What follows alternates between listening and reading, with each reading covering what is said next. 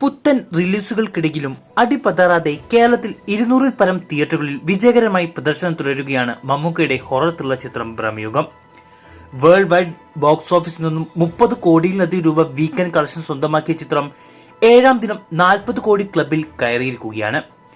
കഴിഞ്ഞ ദിവസം റിലീസ് ചെയ്ത പുതിയ സിനിമകൾ മികച്ച അഭിപ്രായങ്ങൾ നേടി പ്രദർശനം തുടരുമ്പോഴും ബ്രഹ്മയുഗം കളിക്കുന്ന പല തിയേറ്ററും ഹൗസ്ഫുൾ ആയിരുന്നു.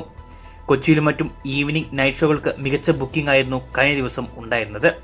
അതേസമയം ഇന്ന് ബ്രഹ്മയുഗത്തിന്റെ ഡബ്സ് വേർഷൻസും തിയേറ്ററുകളിൽ എത്തിയിട്ടുണ്ട്. റിലീസ് ദിവസം മുതൽ പ്രേക്ഷകരിൽ നിന്നും നിരൂപകരിൽ നിന്നും മികച്ച അഭിപ്രായങ്ങൾ നേടി മുന്നേറുന്ന ചിത്രത്തിന്റെ മറ്റ് ഭാഷകളിലെ റിലീസിനു വേണ്ടി കാത്തിരിക്കുകയായിരുന്നു അന്യഭാഷാ സിനിമാ പ്രേക്ഷകർ. ഇതോടെ ചിത്രത്തിന്റെ ഡബ്ഡ് വേർഷൻസിന്റെ വർക്കുകൾ പെട്ടെന്ന് തീർത്ത് റിലീസ് ചെയ്യാൻ അണിയറ പ്രവർത്തകർ തീരുമാനിക്കുകയായിരുന്നു.